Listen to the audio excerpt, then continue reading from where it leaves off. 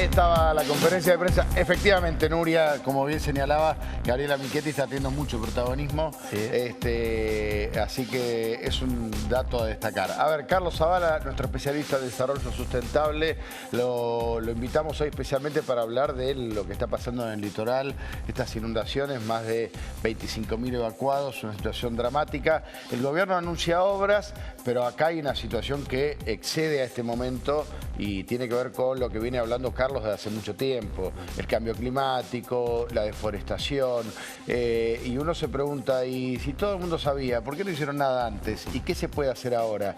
Esto, Carlos, efectivamente tiene que ver con la deforestación. Bueno, es uno de los elementos, seguramente, porque, digamos, el fenómeno del Niño se origina por una elevación de la temperatura del Océano Pacífico, que es el que, digamos, produce ciertas humedades, ciertas ventiscas, digamos, viento que trasladan las nubes a sectores de mayor lluvia. Es decir, hay una serie de componentes que tienen que ver con el contexto del cambio climático, entre ellos uno de los elementos muy importantes en el caso de la Argentina es la deforestación, porque la deforestación impide la absorción de lluvias, digamos. Entonces, esto es lo que agrava la posición de inundación que tiene la ciudad. La deforestación, ¿no? Está ocurriendo que en Paraguay, norte argentino, sur Brasil también. En realidad, en la Argentina en muchos lugares. Digamos, vos sabés que Argentina fue calificada por la FAO en este año 2015 como uno de los 10 países más deforestadores del mundo en proporción, ¿no? Qué bárbaro. Es decir, así que estamos en un elemento importante y esto tiene que ver, digamos, los precios relativos de la soja, digamos. O sea, se sacan árboles para plantar soja y la soja no absorbe lo mismo que los árboles. No, de ninguna manera, de ninguna manera. Entonces, ese tema hace que haya mayor escurrimiento de aguas y demás que ingresan a la ciudad. El caso de Concordia es un caso, digamos, bastante típico en ese sentido, ¿no? Sí. Entonces, bueno, esto es un fenómeno, digamos, pero no es el único, aclaremos que no es el único. Y también aclaremos dos cosas se dijeron muy importantes en esta conferencia de prensa que yo quiero resaltar.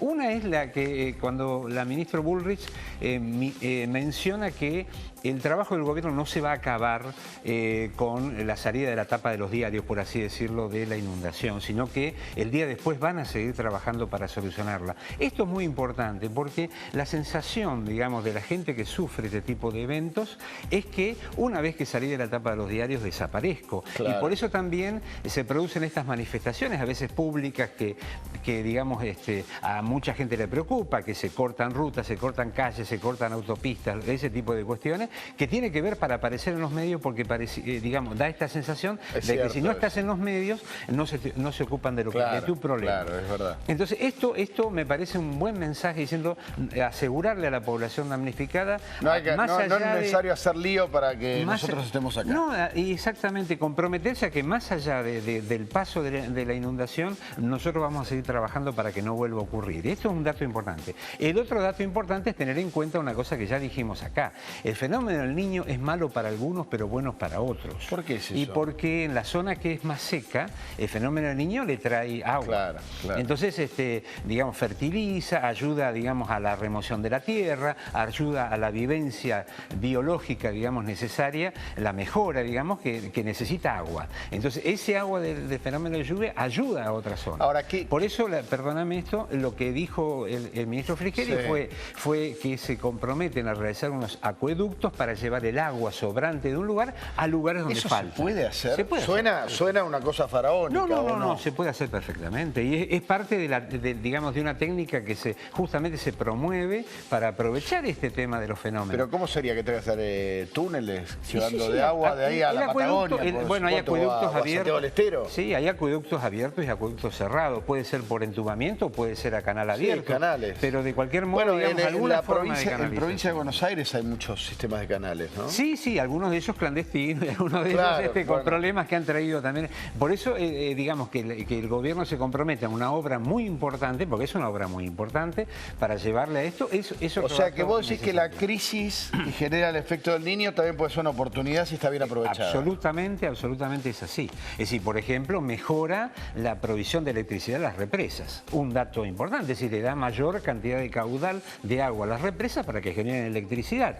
Digamos, el tema es, bueno, cómo esto luego se recicla para que llegue en forma normal a las ciudades. Por ejemplo, en este momento en varias ciudades de la Argentina estamos sufriendo una crisis energética, claro, porque la tenemos en base a un criterio que no contempla esta situación y armamos represas por ahí en lugares que hay que desviar ríos o cosas por el estilo para más que nunca, entonces hay que pensar en soluciones integrales. El tema de la soja, que es uno de los causantes de esto, tiene que ver con un tema económico muy difícil de manejar. Si te demandan soja, es muy difícil decirle a un productor, no cortes el árbol para plantar soja. Exacto. Ahora, ¿cómo se puede compensar? Y bueno, lo que habría que hacer, bueno, por un lado es la diversidad de cultivos, que es una cosa que hay que promocionar de alguna manera con incentivos de otro tipo, digamos. Uno de los incentivos puede ser el tema de la liberación de algunos aranceles y demás, pero siempre haciéndolo en un contexto más importante que tiene que ver con el ambiente. Vos no podés liberar simplemente el precio o los aranceles de un producto, que eso significa que va a incrementar la producción, si automáticamente no le pones restricciones a cómo sembrar, qué forma usar, cuáles son los límites de los fertilizantes, etcétera, etcétera, que son contaminantes y que afectan también a la absorción de la tierra, porque todo esto también le quita... los fertilizantes también todo afectan. Esto le quita, claro, porque todo esto va, como puede ser, dañando las propiedades de la tierra. Claro. Entonces, entre las propiedades que tiene es la absorción, digamos, del agua y el ciclo natural que tienen que hacer para fluir. Entonces, todo este tipo de cuestiones son las que hay que prevenir. Pero la soja, déjame un solo dato, uno puede, por ejemplo, utilizarlos, digamos, si ya se hizo, ya se deforestó y ya, bueno, por un lado es ponerle una serie de limitaciones a la deforestación. Si vos me deforestás acá, me tenés que forestar en otro lugar. Claro. Y de qué manera compensar eso, por un lado. Y por otro lado, los excedentes que vos tenés de la producción de la soja, lo podés enviar a hacer este tipo de obras. A las obras. Que sirven para generar que el agua sobrante de un lado vaya a un lugar donde hay faltante y demás. Por último, Carlos, hay soluciones, son soluciones integrales, pero esto atraviesa las fronteras. Sí. Estamos hablando de Argentina, de Brasil, de Paraguay, de Uruguay. ¿Son temas que se hablan en el Mercosur o son temas que hablas vos por la tele? No, se hablan. Lo que ocurre es que a veces no están los que toman las decisiones al momento que se hablan. Porque esto es lo que... Vos sabés que hay... Uno tendría que buscar el archivo acá y buscar... Mientras Carlos me contesta esto, estamos viendo las placas. Está bien, metámoslas mientras tanto, así la gente toma nota. Las placas de donde se pueden hacer las donaciones, Cruz Roja, bueno, las tarjetas de débito, todo. Tomen nota, que mientras Carlos contesta esto, que es muy importante, que se hace a nivel regional para combatir esto.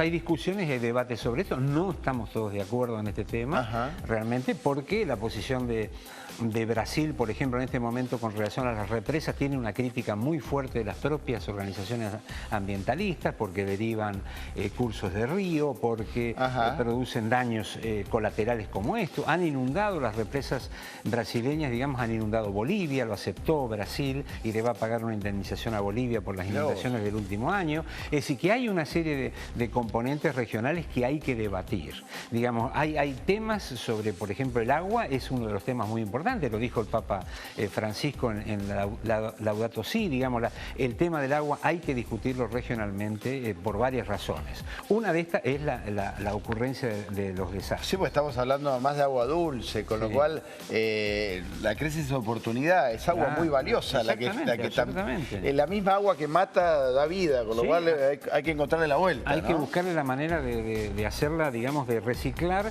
este proceso para que sea útil. Por eso en Sendai, que fue la última cumbre mundial de Naciones Unidas para la reducción de los desastres, se habla de comprender el desastre. Claro. Y comprender es saber que hay un riesgo, pero a ver cómo este riesgo se me puede transformar en lo que vos dijiste, en una oportunidad de hacer otra cosa. De qué manera podemos, digamos, tomar una desventaja y convertirla en una ventaja. Esto es parte del ejercicio, pero para eso se necesitan, por un lado, políticas generales y por otro lado, políticas de Estado. Es decir, no que terminen en un gobierno determinado, sino que se prorroguen más allá y que sean asumidas por el conjunto del Estado, ¿no? Te voy a dar para cerrar y agradeciéndole a Carlos Zavala, como siempre, una frase de los que saben artes marciales. que dicen que hay que convertir a los obstáculos en puentes. Muy bien, muy muy bueno. Te digo una cosa, un solo caso como dato también importante de lo que ha ocurrido ahora es que ayer se reunió por primera vez en casi 10 años, 12 años, el CIFEN, el Sistema Federal de Emergencias, que volvió a tener vida. En realidad el CIFEN existe desde 1999, fue creado, y luego tuvo idas y bajas. Las idas y bajas le produjeron mucho daño por las reformas del Estado que le fueron afectando, digamos, donde se distribuían los organismos responsables de manejar o de coordinar este sistema federal. Y entonces fue perdiendo vigencia. Afortunadamente, en el día de ayer hubo una reunión, digamos que multitudinaria. A mí me tocó participar, había un montón de gente, excesiva tal vez cantidad de gente, pero era más bien una de apertura, una de inicio de actividades. Está bien, está bueno. Me parece que esto es un dato muy bueno porque eso va a permitir políticas públicas en este país. Bueno, y si estaba Carlos Zavala, es garantía de seriedad. Gracias, Carlos.